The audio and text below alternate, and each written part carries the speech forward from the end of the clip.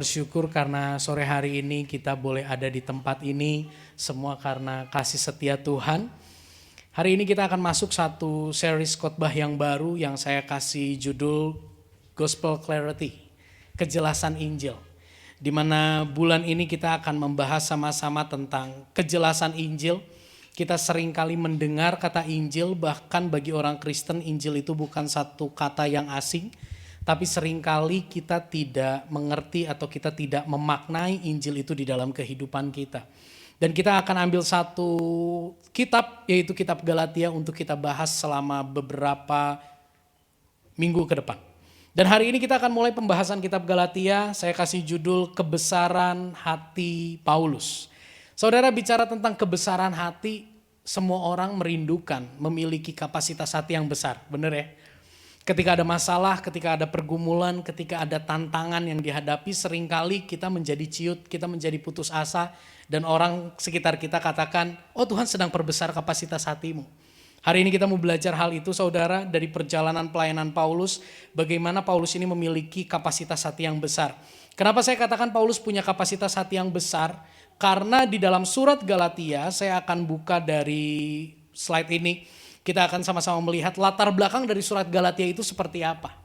Yang pertama, saudara, bahwa surat Galatia atau jemaat di Galatia itu merupakan jemaat pertama dari pelayanan penginjilan Rasul Paulus. Jadi setelah Paulus bertobat, setelah Paulus berjumpa dengan Yesus di jalan lurus, dia mengalami pertobatan dan dia melakukan penginjilan, saudara, dan penginjilan yang pertama itu kepada jemaat yang ada di Galatia. Dan ketika dia menginjil di Galatia, ada beberapa orang yang menjadi percaya. Jemaat itu mengalami pertumbuhan. Namun yang terjadi di sana beberapa waktu kemudian ada penyesatan, saudara. Ada penyesatan yang menggoyahkan iman, yang menggoyahkan kepercayaan jemaat Galatia kepada Yesus Kristus. Jadi yang Paulus ajarkan adalah Injil. Yang Paulus ajarkan adalah kabar baik, di mana intinya berbicara tentang keselamatan itu kamu peroleh bukan karena usahamu, tapi karena pemberian Allah. Bukan karena usahamu, tapi karena anugerah, karena Allah yang mengerjakan keselamatan dan memberikan kepadamu, maka engkau diselamatkan. Itu berita yang Paulus sampaikan. Tapi penyesatan yang timbul di jemaat di Galatia adalah gini. Ada orang-orang yang mengatakan bahwa kamu gak cukup percaya Yesus. Kamu harus disunat, kamu harus melakukan ini dan itu, kamu harus berpuasa, kamu harus menjalani budaya-budaya orang Yahudi. Baru kamu sah, baru kamu diselamatkan. Itulah yang terjadi dan Paulus melihat kondisi itu hatinya tidak tenang. Karena kalau jemaat di Galatia memaknai keselamatan itu adalah pemberian Kristus plus perbuatan kita, apa bedanya dengan kepercayaan lain? Kepercayaan lain mengajarkan peraturan-peraturan, ketetapan-ketetapan untuk apa? Untuk manusia dapat mencapai keselamatan. Ibu Gembala tolong dikecilin mic-nya. Karena suara saya lebih besar dari suara Ibu Gembala. Yang nomor 1. Yes. Ya, terima kasih. Cek, oke, cukuplah. Paulus melihat hal itu, hatinya tidak tenang, saudara. Akhirnya Paulus mengirim surat kepada jemaat yang ada di Galatia. Bahkan dari semua surat Paulus, Galatia ini merupakan surat yang pertama yang isinya adalah nasihat buat jemaat di Galatia dan berupa teguran. Kita akan lihat, saudara, di dalam Galatia 1 ayat yang ke-1 sampai dengan ayat yang ke-5, ayat 11 sampai ayat yang ke-16. Demikian firman Tuhan. Dari Paulus seorang rasul bukan karena manusia, juga bukan oleh seorang manusia, melainkan oleh Yesus Kristus dan Allah Bapa yang telah membangkitkan dia dari antara orang mati. Dan dari semua saudara yang ada bersama-sama dengan aku kepada jemaat-jemaat di Galatia. Kasih karunia menyertai kamu dan damai sejahtera dari Allah Bapa kita dan dari Tuhan Yesus Kristus yang telah menyerahkan dirinya karena dosa-dosa kita untuk melepaskan kita dari dunia yang jahat yang sekarang ini. Menurut kehendak Allah dan Bapa kita, baginyalah kemuliaan sampai selama-lamanya. Amin. Ayat yang ke-11 sampai ayat yang ke-12 demikian firman Tuhan. Sebab aku menegaskan kepadamu saudara-saudaraku bahwa Injil yang kuberitakan ini bukanlah Injil manusia.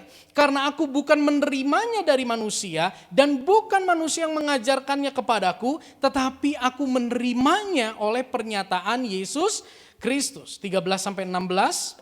Sebab kamu telah mendengar tentang hidupku dahulu dalam agama Yahudi. Tanpa batas aku menganiaya jemaat Allah dan berusaha membinasakan mereka. Dan di dalam agama Yahudi aku jauh lebih maju dari banyak teman yang sebaya dengan aku di antara bangsaku. Sebagai orang yang sangat rajin memelihara adat istiadat nenek moyangku. Jadi saudara, dari apa yang kita baca di sini kita bisa melihat. Tadi saya sampaikan sedikit tentang latar belakang. Saudara, di sana bukan hanya terjadi penyesatan sebetulnya, tapi orang-orang percaya di Galatia mereka menganggap Paulus sebagai pembohong. Mereka menganggap Paulus sebagai pribadi yang menyesatkan mereka. Jadi pengajaran Paulus tadinya diterima dengan begitu terbuka hati mereka. Tapi di dalam perjalanan pengajaran itu dianggap sebagai sebuah ajaran yang sesat. Dan orang percaya di Galatia marah sama Paulus. Kita bayangkan. Paulus memberitakan Injil dengan penuh ketekunan. Paulus memberitakan Injil dengan penuh semangat. Awalnya diterima. Tapi akhirnya di dalam perjalanan Paulus mengalami hujatan. Paulus dihujat. Paulus dicurigai sebagai penyesat. Dan Paulus mengalami fitnah dari orang-orang yang sebelumnya menganggap Paulus sebagai utusan Allah. Bahkan memperlakukan, bahkan menyambut Paulus seperti menyambut Kristus. Ada nanti di dalam perjalanan ini kita akan melihat di Galatia 3 Paulus katakan, dulu ketika aku datang kepadamu aku datang dengan kondisi yang sakit tapi kamu menyambut aku dengan luar biasa. Di manakah sukacitamu menyambut aku itu? Sekarang kok yang aku dapatkan fitnahan, kecurigaan, hujatan dan sebagainya. Hati Paulus sekalipun di tengah kondisi yang disalah mengerti, sekalipun di tengah kondisi yang difitnah, dicurigai, dianggap penyesat, namun hati Paulus tetap dilingkupi dengan kasih Allah. Dan tadi kita baca, di awal ayat ini, pembuka kitab Galatia, Paulus mengatakan biarlah kasih Allah dan damai sejahtera Allah tetap memenuhi kehidupan kalian. Wow! Kita bayangkan, kalau kita ada di posisi Paulus, kita sudah melakukan yang baik kepada seseorang. Kita sudah mengupayakan segala daya upaya untuk kebaikan orang itu. Kita sudah melakukan banyak hal untuk membawa orang itu mengenal Tuhan. Akhirnya di perjalanan kita mengalami seperti Paulus. Dan ketika kita kirim WhatsApp ke orang itu, apa yang kita kirim? Masih enggak kita bilang gini, damai sejahtera bagi kamu. Kasih Tuhan menyertai kamu. Masih enggak kita bilang begitu? Atau seperti Paulus. Kalau saya jadi Paulus, mungkin saya akan kayak gini. Kenapa lu lupain apa yang gue ajar? Kenapa lu fitnah gue? Kenapa lu sudutkan gue? Tapi beda dengan Paulus. Paulus ingin mengingatkan mereka namun hatinya tetap dilingkupi oleh kasih Tuhan. Sehingga Paulus tetap mendoakan supaya jemaat di Galatia yang dalam kesesatan itu tetap dilingkupi oleh kasih karunia Tuhan dan damai sejahtera Tuhan. Satu kapasitas hati yang begitu besar. Perenungannya gini loh. Apa sih yang membuat Paulus memiliki kebesaran hati sedemikian rupa? Dia udah lakukan yang baik tapi menerima balasan yang begitu buruk. Apa yang membuat kapasitas hati Paulus begitu besar? Apakah kuasa yang Paulus dulu miliki, memegang surat untuk menumpas orang Kristen, apakah itu yang menjadi alasan dia berbesar hati? Atau pengetahuan yang dia punya, aku punya banyak pengetahuan jadi aku layak untuk berbesar hati karena aku punya banyak pengetahuan. Atau harta yang dia miliki yang membuat dia berbesar hati. Atau kebaikan yang sudah dia berikan yang membuat dia berbesar hati. Seringkali saudara, kita menjadi kecil hati ketika kita melihat aku gak punya kuasa. Kita menjadi kecil hati ketika kita melihat aduh pengetahuan orang itu lebih banyak. Kita berkecil hati ketika kita merasa gini, hartaku tidak sebanyak orang itu. Kita menjadi kecil hati ketika kita menyadari kebaikanku tidak banyak. Hari-hari ini ada sebuah tagline, hashtag populer. Apa saudara? Selain donatur, dilarang ngatur. Jadi kalau lu punya 100.000, ya udah ngaturnya 100.000 aja gitu. Makin banyak kita punya uang, makin banyak kita dikasih kapasitas untuk mengatur. Apakah itu yang Paulus alami sehingga dia punya kebesaran hati? Kita akan lihat 3 hal yang membuat Paulus mengalami kebesaran hati. Yang pertama, bukan karena harta, bukan karena power, bukan karena kebaikan yang sudah dia lakukan di masa lalu yang membuat dia berbesar hati, bukan karena pengetahuan dia yang banyak yang membuat dia besar hati. Yang membuat dia berbesar hati adalah dia menyadari bahwa keberadaanku hari ini bukan atas kehendak manusia, namun kehendak Allah. Saya ulangi. Yang membuat Paulus berbesar hati saat itu adalah menghadapi jemaat di Galatia yang sedemikian menyakiti hatinya. Yang membuat Paulus berbesar hati apa gini? Dia menyadari bahwa aku ada hari ini itu semua karena kehendak Allah, bukan kehendak manusia. Kita lihat hal ini. Dari Paulus, ayat 1 sampai ayat 2 yang tadi kita baca. Seorang rasul, bukan karena siapa? Manusia. Juga bukan oleh seorang manusia. Melainkan oleh Yesus Kristus dan Allah, Bapa dan seterusnya. Jadi Paulus menyadari, aku hari ini menjadi rasul yang engkau tolak. Aku hari ini menjadi pemberita Injil yang engkau perlakukan begitu buruk. Itu bukannya aku yang mau. Tapi kehendak Allah yang membuat aku ada sebagaimana aku ada saat ini. Di sana saya tulis gini. Roh Kudus yang ada di dalam hati Paulus. Menolong Paulus, kita baca sama-sama untuk apa? 1, 2, 3. Untuk meyakini bahwa keberadaan dirinya, tanggung jawab serta konsekuensinya ada dalam kehendak Bapa yang penuh kasih setia. Saya mau katakan gini. Paulus menyadari bahwa aku ada hari ini itu semua karena kehendak dia. Termasuk tanggung jawab yang ada di hadapanku itu ada padaku karena dia berkehendak itu ada padaku. Konsekuensi dari apa yang aku kerjakan, yang aku lakukan itu terjadi bukan karena aku. Tapi karena Allah yang mengizinkan aku menghadapi konsekuensi tersebut. Yang menjadi fondasi, saudara, saya mau katakan gini. Kesadaran ini, kesadaran Paulus bahwa semua yang ada dalam hidupku itu adalah kehendak Allah, itu mengobati luka hati Paulus ketika dia mengalami penolakan. Kesadaran Paulus, aku ada hari ini karena Tuhan yang mau aku ada seperti saat ini, itu menenangkan hati Paulus di tengah pergumulan. Dan beratnya konsekuensi dari memberitakan Injil. Roh Kudus menolong dan ketika Paulus sadar ini, itu mengobati luka hatinya. Paulus tuh manusia sama seperti kita. Ketika dia mengalami penolakan, ada rasa sakit. Ketika dia mengalami pergumulan, ada kegelisahan. Ketika dia harus menghadapi konsekuensi, ada sebuah keletihan di dalam hatinya. Tapi itu semua dikalahkan dengan apa? Dengan pertolongan Roh Kudus yang menyadarkan kamu ada hari ini karena kehendak Allah. Konsekuensi yang kamu tanggung itu atas kehendak Allah. Tanggung jawab yang dipercayakan kepadamu itu atas kehendak Allah. Kalau Paulus tidak sungguh-sungguh yakin bahwa hidupnya ada karena kehendak Allah, maka hati Paulus akan begitu sempit. Kalau Paulus gak sadar aku ada hari ini karena kehendak Allah, hatinya akan begitu sempit. Kalau hatinya sempit, ketika menghadapi pergumulan, mungkin Paulus akan menyalahkan Ananias yang menumpangkan tangan kepada dia ketika dia ada dalam kebutaan. Ingat?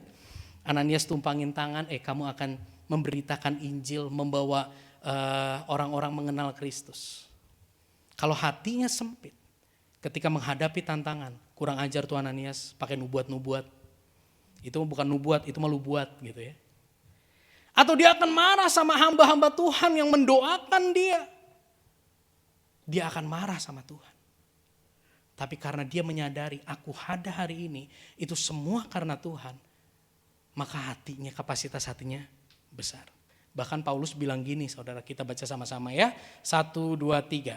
Sekarang secara rohani, saya sudah disalibkan bersama Kristus. Itu berarti bukan lagi saya yang mengatur hidup saya, melainkan Kristus yang hidup dalam diri saya.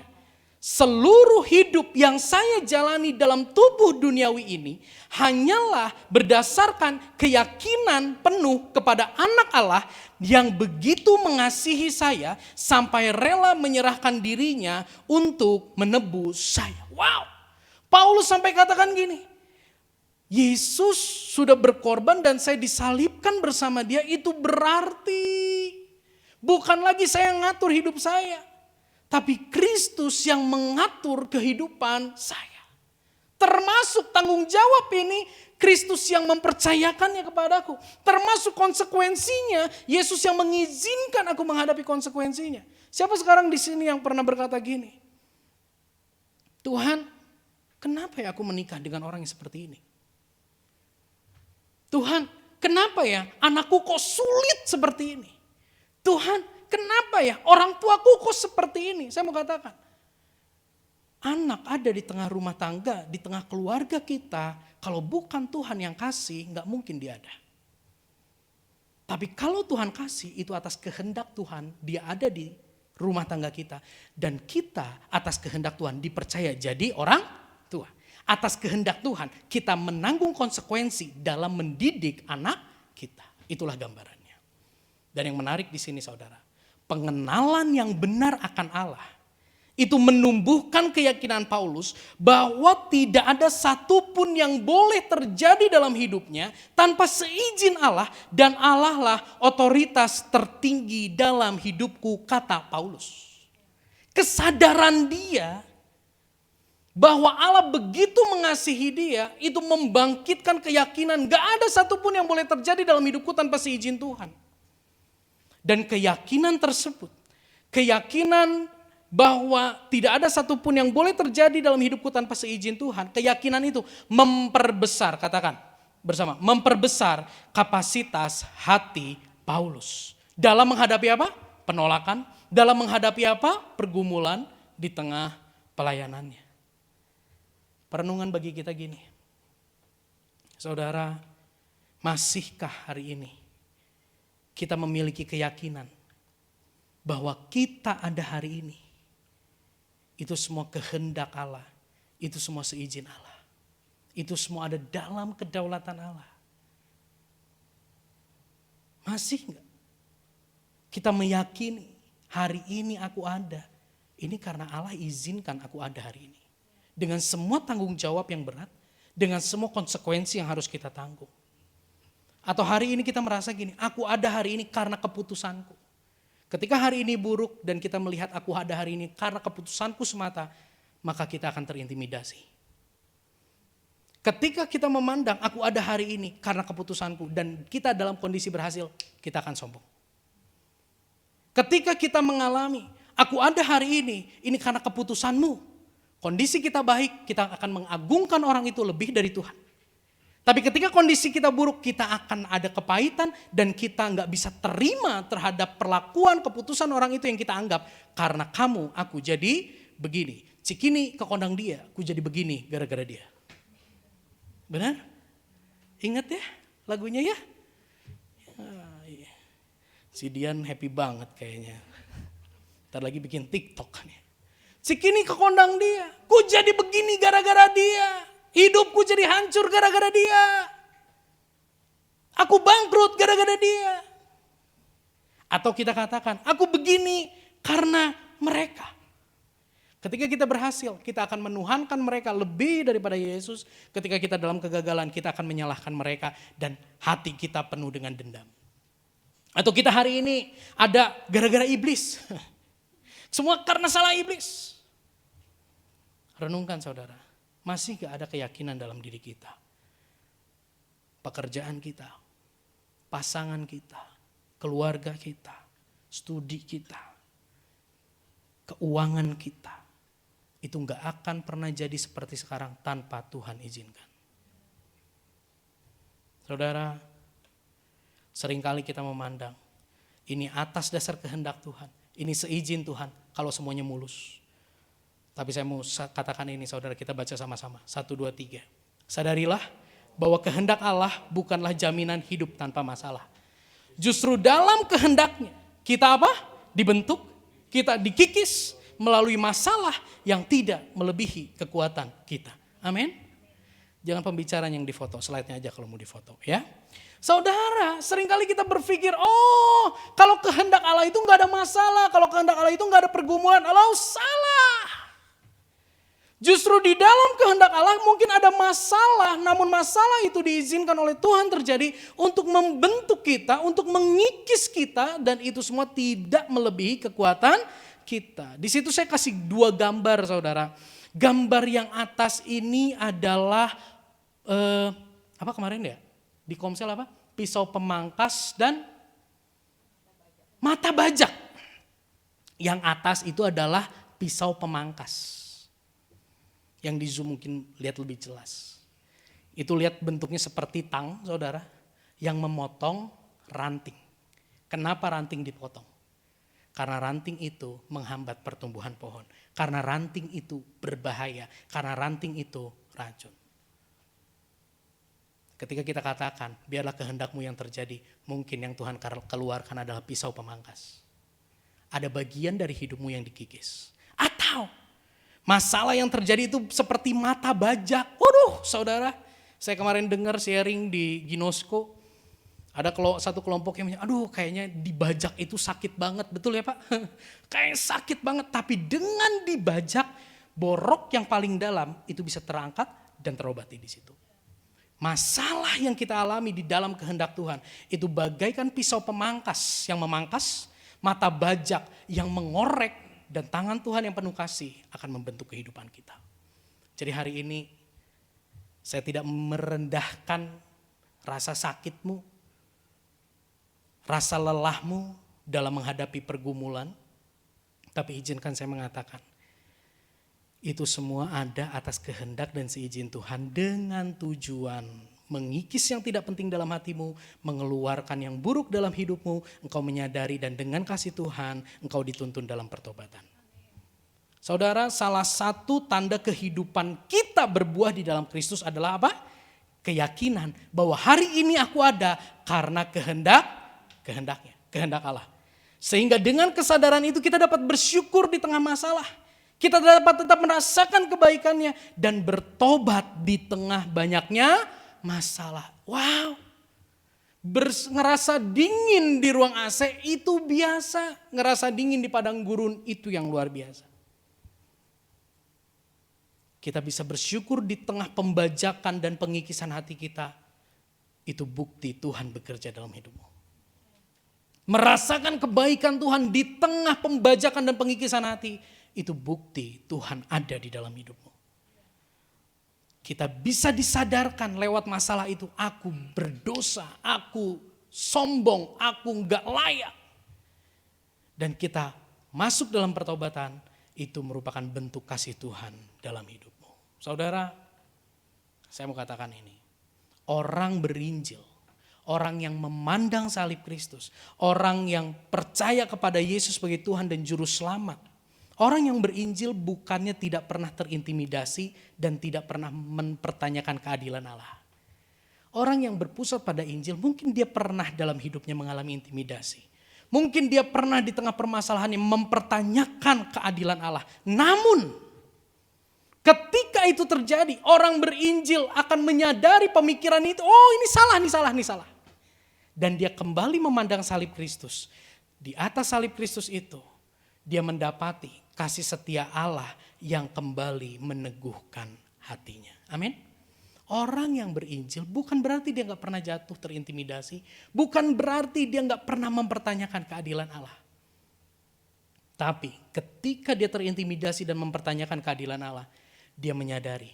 Dia tidak tenggelam dalam pemikiran itu. Dia menyadari ini salah, pemikiran ini salah. Dan dia tahu aku harus memandang salib Kristus. Ketika kita memandang salib Kristus, di situ kita mendapati kasih setia Allah. Dan lewat itu semua, kita kembali dibangkitkan pengharapan kita. Amin. Yang kedua, yang membuat Paulus berbesar hati. Dia menyadari bahwa tujuan hidupku adalah untuk memberitakan kabar baik tentang apa yang Allah perbuat. Dia memiliki satu sasaran, dia memiliki satu tujuan yang jelas. Sehingga ketika ada tantangan di dalam hidupnya, dia tidak menjadi gugur, dia tidak menjadi lemah, dia tetap maju. Karena dia punya satu tujuan yang jelas. Tujuannya apa? Memberitakan kabar baik, memberitakan sesuatu tentang apa yang Allah perbuat. Kita lihat ayatnya. Kita baca sama-sama. 1, 2, 3. Sebab aku menegaskan kepadamu, saudara-saudaraku, bahwa Injil yang kuberitakan ini bukanlah Injil manusia. Karena aku bukan menerimanya dari manusia dan bukan manusia yang mengajarkannya kepadaku, tetapi aku menerimanya oleh pernyataan Yesus Kristus. Wow, dia memiliki satu tujuan hidup yang sangat luar biasa, saudara. Tujuan hidup bukan untuk dirinya sendiri, tapi tujuan hidup yang menyadari aku hidup karena Tuhan, oleh karena itu aku harus hidup bagi Tuhan. Tujuan hidup Paulus ini lahir dari kesadaran. Katakan kesadaran.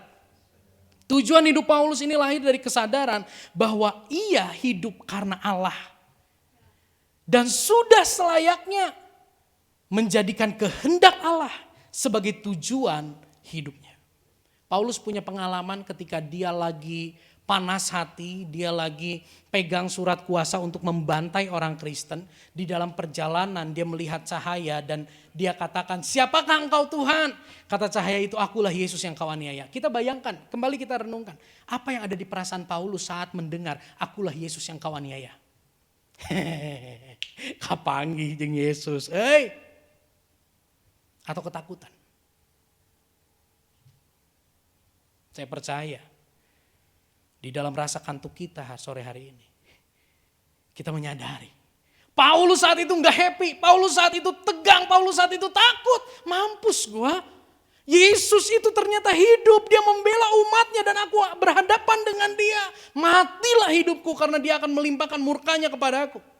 Tapi ternyata yang terjadi, dia diberikan kesempatan hidup. Makanya Paulus katakan, aku hidup karena Tuhan. Dan aku mau, karena aku dikasih kesempatan kedua, aku mau hidup bagi Tuhan. Kehendak Allah tidak dipandang sebagai keegoisan Allah. Seringkali kita mikir gini ya, ayo hidup sesuai dengan kehendak Allah. Ini loh yang Tuhan mau, terus kita katakan gini, kehendak Allah. Mana buat akunya? Saya pernah dengar orang katakan gini, kehendak Allah itu bentuk keegoisan Allah. Allah merampas hidupku. Orang ini lupa, engkau hidup karena Allah. Engkau bisa memiliki keselamatan karena Allah yang menebusmu lewat pengorbanan Yesus. Tapi hari ini kita sadar, lewat Paulus, dia menyadari bahwa kehendak Allah bukanlah sebagai bentuk keegoisan Allah, namun bentuk kasih Allah bagi dirinya yang begitu terbatas dalam menjalani kehidupan. Paulus tahu, tak ku tahu kan hari esok. Di depan ada masalah apa, ada pergumulan apa, keputusan apa yang harus aku ambil, arahnya kemana, gak tahu. Paulus begitu menyadari kelemahannya, maka dia perlu kehendak Allah untuk menuntun kehidupannya menjadi sasaran yang pasti bagi hidupnya. Dan dia mau jalan di situ. Saudara, hari ini bagaimana dengan kita?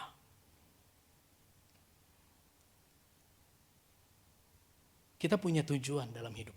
It's okay, itu gak salah. Tapi apakah itu pasti tercapai?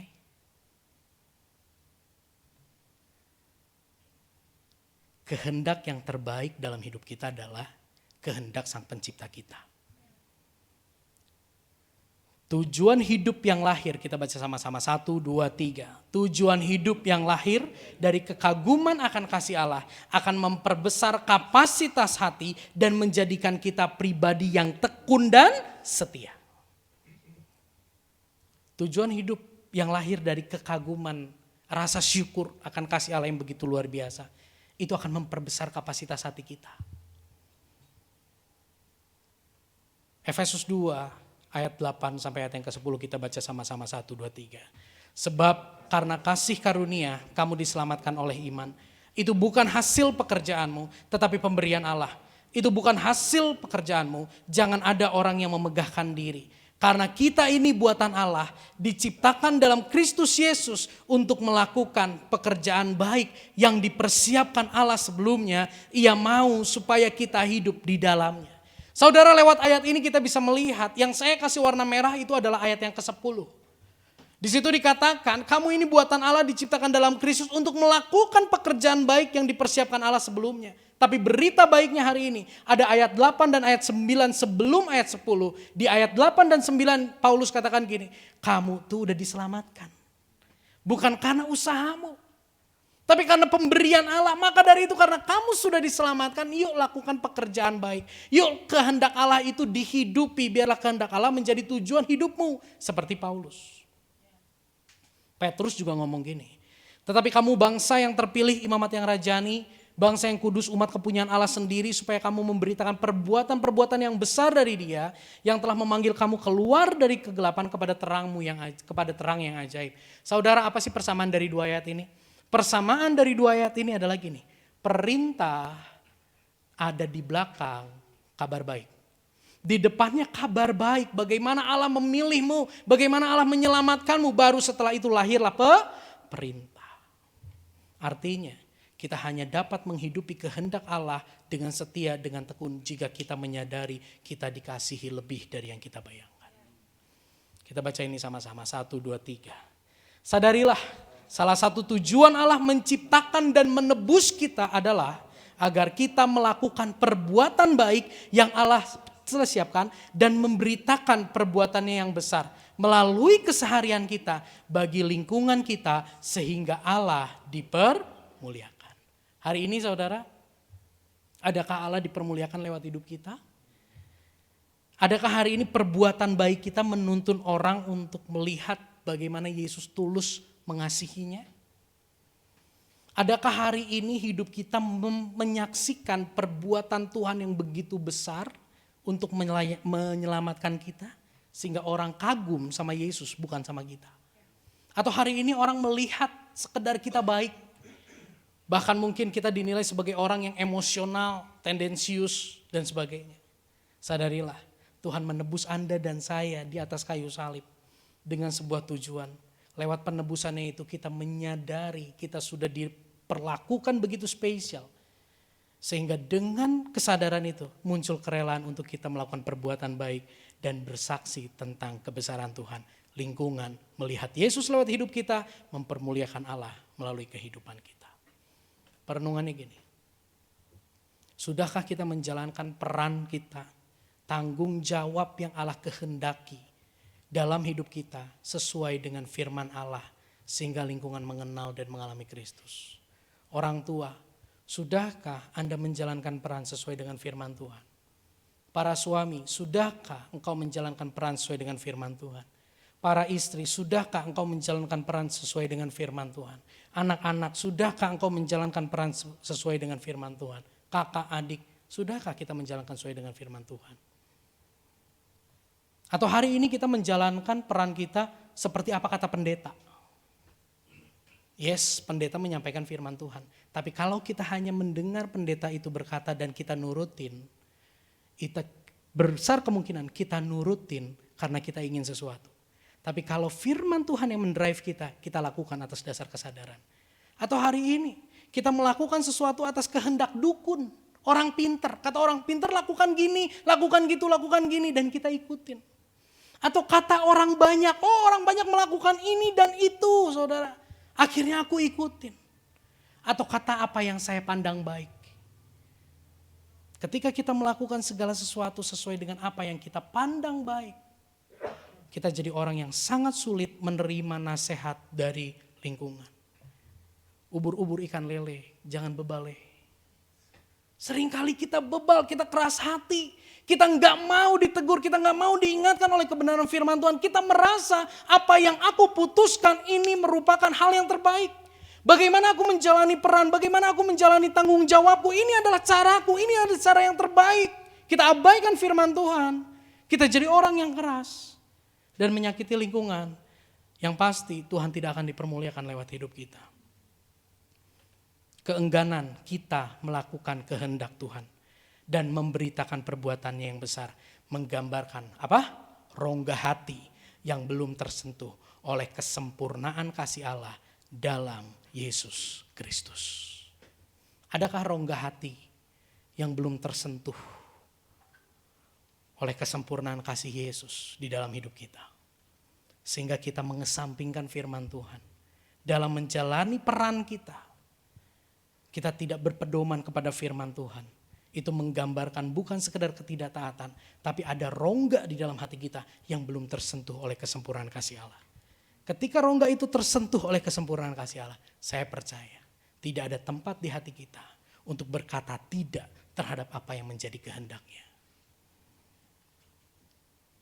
Orang yang berinjil bukannya tidak pernah lalai dalam melakukan kehendak Allah.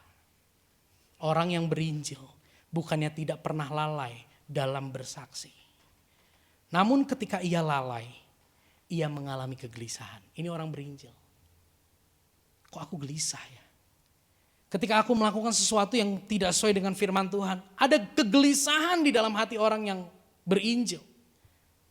Dan ketika kegelisahan itu terjadi, ia memandang kepada salib Kristus. Dia tidak menunda-nunda pertobatan dan kembali menghidupi panggilan sebagai umat tebusan.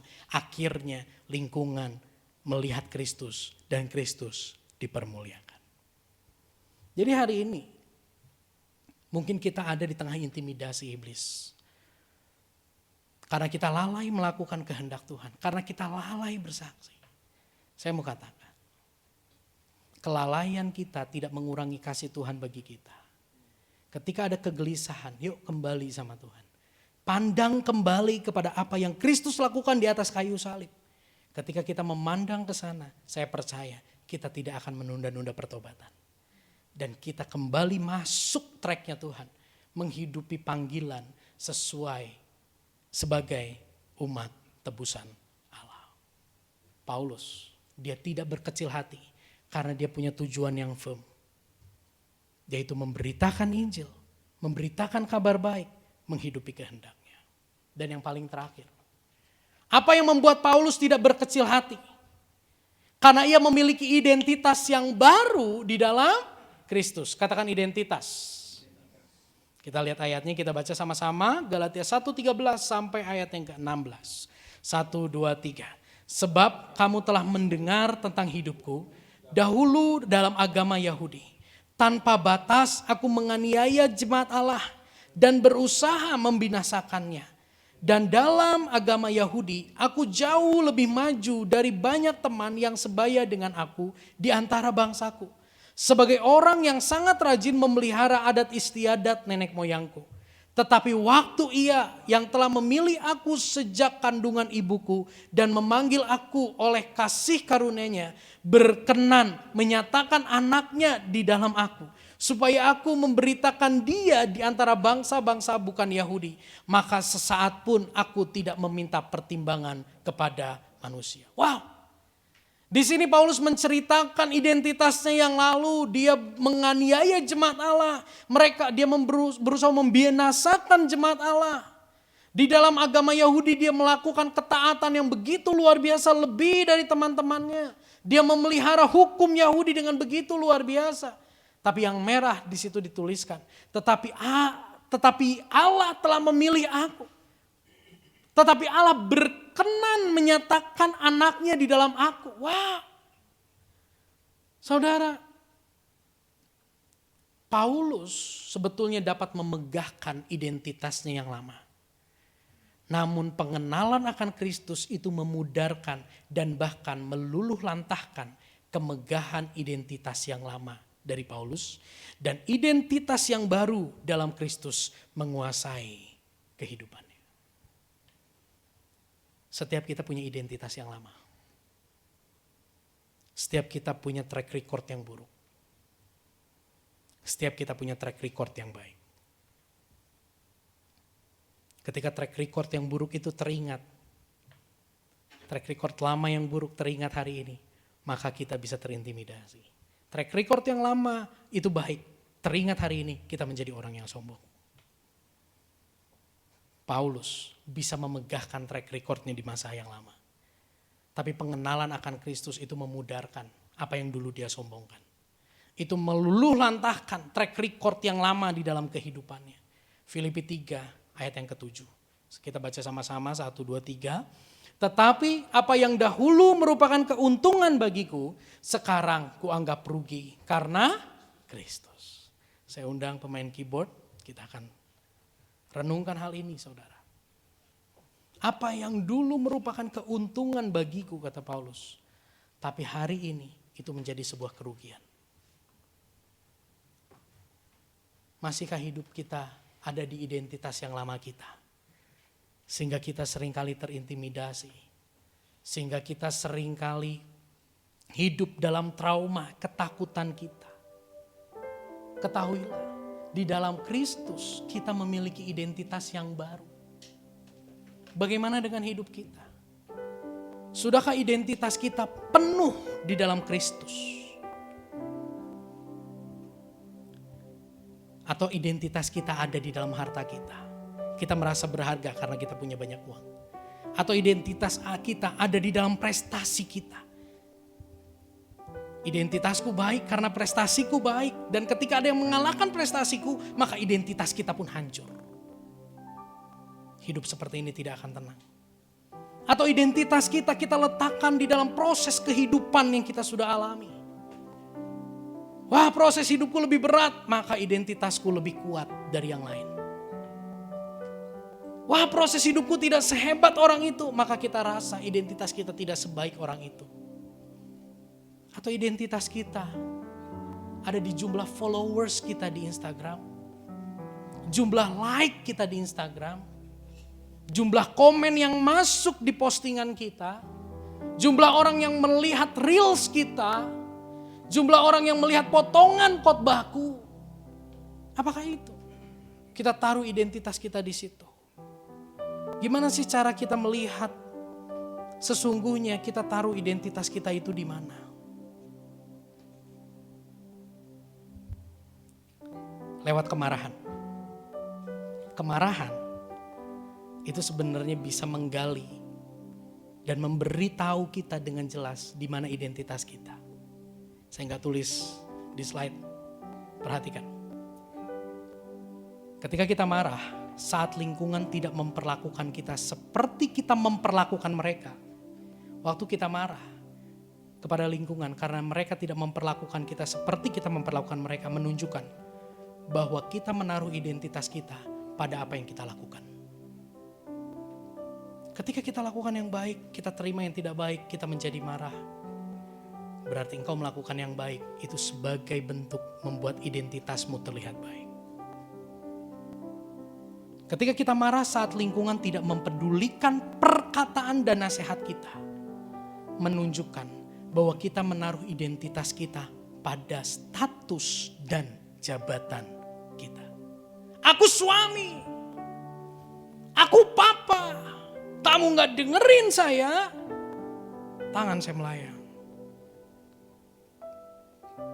Aku istri kamu, kamu tidak mendengarkan saya. Buntutnya apa? Ketika itu terjadi, ketika kita gak bisa kontrol amarah kita, ketika ada orang yang tidak mempedulikan nasihat dan perkataan kita, itu menunjukkan bahwa identitas kita bukan ada pada Kristus. Tapi identitas kita letakkan pada status dan jabatan kita. Kita merasa direndahkan status kita merasa direndahkan jabatan kita ketika ada orang tidak memperhatikan perkataan kita. Ketika kita marah saat lingkungan tidak memuji. Ketika kita marah saat lingkungan merendahkan pencapaian kita. Tidak kasih tepuk tangan terhadap pencapaian kita. Tidak kasih like pada story kita. Menunjukkan bahwa identitas kita terletak pada pencapaian dan prestasi kita. Ketika kita marah saat lingkungan tidak setuju dengan pendapat kita. Menunjukkan kita menaruh identitas kita pada pengetahuan dan pengalaman kita. Kita kasih pendapat, orang gak ngikutin, kita marah, kita rasa orang itu tidak memperhatikan pengetahuan dan pengalamanku. Mari saudara, apa yang membuat kita marah? Ketika lingkungan tidak mengerjakan seperti yang kita harapkan. Ketika mereka tidak mendengarkan perkataan kita. Ketika mereka tidak memuji kita atau mereka merendahkan kita. Atau karena mereka tidak mendengarkan pendapat kita, kita menjadi marah. Itulah identitas kita yang sebenarnya.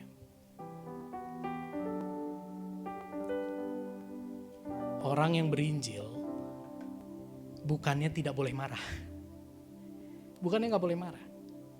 Namun ketika hatinya mulai panas karena tidak didengarkan. Hatinya mulai panas ketika tidak dipuji, dibanding-bandingkan. Orang tersebut memiliki kesigapan untuk memandang dan menyelesaikan emosi hatinya di bawah salib Kristus, di mana ia akan menemukan, diingatkan kembali akan identitas yang jauh lebih indah. Halo, kamu direndahkan oleh lingkungan tapi lihat salib. Kamu yang begitu kotor, begitu najis, kamu layak direndahkan tapi kamu diperlakukan begitu istimewa di atas kayu salib. Kamu ditolak, lihat kayu salib. Pengorbanan Kristus berbicara, aku menerima kamu yang berdosa untuk diperdamaikan dengan Allah yang kudus.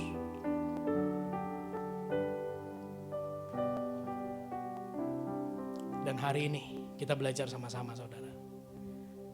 Memandang salib Kristus tidak akan mengecilkan tantangan dan masalah. Namun memperbesar kapasitas hati kita dalam menghadapi tantangan dan masalah. Memandang salib Kristus tidak mengecilkan masalahmu, tidak mengecilkan tantanganmu. Tapi kamu dan saya yang dibuat makin besar. Makin besar. Kapasitas kita makin besar. Sehingga masalah yang besar bisa terlihat kecil. Bukan itunya yang dikecilin, kita yang dibesarin. Itu yang Tuhan kerjakan di dalam kehidupan kita. Hari ini kita belajar sama-sama. Mari saudara, lewat pengorbanan Kristus, kita percaya bahwa aku ada hari ini, itu karena Tuhan yang mau aku ada. Sehingga kita bisa menerima, berdamai dengan kondisi yang ada. Dengan memandang salib Kristus, kita memiliki dorongan motivasi untuk kita melakukan kehendaknya dan menjadikan kehendaknya itu sebagai tujuan atas hidup kita. Ketika kita memandang salib Kristus, kita memiliki identitas yang baru. Identitas baru itu adalah terletak pada apa yang Kristus lakukan di atas kayu salib. Keberhargaan kita itu ada bukan karena pencapaian kita, tapi karena apa yang sudah Yesus lakukan bagi kita. Amin. Saya akan tutup dengan sebuah kesaksian. Berapa bulan yang lalu saya diundang firman Tuhan di luar kota. Gereja ini kalau saya khotbah itu dikasih scoring saudara. Dikasih poin. Ketika saya khotbah pertama di sana saya nggak tahu skor saya berapa. Tapi yang pasti skor saya ketika khotbah di sana jelek. Jadi ketika saya khotbah di ibadah pertama, di sana ada 3 ibadah, Sabtu dan Minggu 2 kali. Selesai ibadah pertama Sabtu, saya dipanggil sama ibu gembalanya. Yusak sini, aku panggil kamu nama ya, karena kamu seusia dengan anakku. Oh iya siap tante, aku juga panggil tante ya. Gitu. Biasalah ini tukang bercanda kan. Dia ketawa-ketawa, saya nggak tahu di balik senyum dia ada apa. Gitu. Dan dia katakan gini, Yusak, robah ya khotbah kamu. Jangan terlalu banyak ayat, gak usah. Jemaat udah tahu ayat itu. Ganti dengan kesaksian. Oh. Kamu sudah baca poin-poin yang harus kamu sampaikan? Sudah. Kemana poin-poin itu? Itu yang harus kamu sampaikan. Waduh. Siap. Singkat cerita saya kembali ke hotel. Perjalanan, bergumulan, saya rombak khotbah saya. Saya selesai jam 11 malam. Ibu gembala tidur jam 1 pagi. Karena dia bikin slide lagi. Sudah selesai, saya tidak punya ekspektasi apa-apa. Pulang ke Bandung. Awal tahun kemarin saya dikontak lagi. Pak Yusak bisa isi lagi di gereja kita. Wih, ya udah, saya terima. Tidak ada masalah di situ. Namun ketika seminggu sebelum saya berangkat, hati saya gelisah. Iblis menggelitik saya. Iblis mengingatkan saya tentang apa yang saya terima dalam pelayanan yang pertama. Kamu unqualified. Khotbahmu gak kepake. Kamu khotbah harus sesuai dengan itu. Jangan apa kata Tuhan. Ikuti itu. Kalau kamu bikin di luar itu kamu akan ditegur lagi. Kamu ditolak di sana. Saya berusaha untuk menghalau itu. Ternyata semakin hari semakin kuat suara itu. Sampai ketika saya sampai di kota itu saudara. 2 jam sebelum pelayanan saya gak bisa istirahat. Akhirnya saya harus ngomong sama istri saya. Hati saya gelisah. Identitas yang lama terbongkar. Dan saat ini saya memandang diri saya sebagai orang yang tertolak. memandang diri saya sebagai orang yang gak layak, memandang diri saya sebagai orang yang bodoh dan tidak bisa mencapai apa yang diminta oleh gereja yang mengundang saya. Sulit sekali buat saya untuk tenang. Akhirnya saya bersyukur Roh Kudus mengingatkan saya, yuk pandang kembali salib Kristus.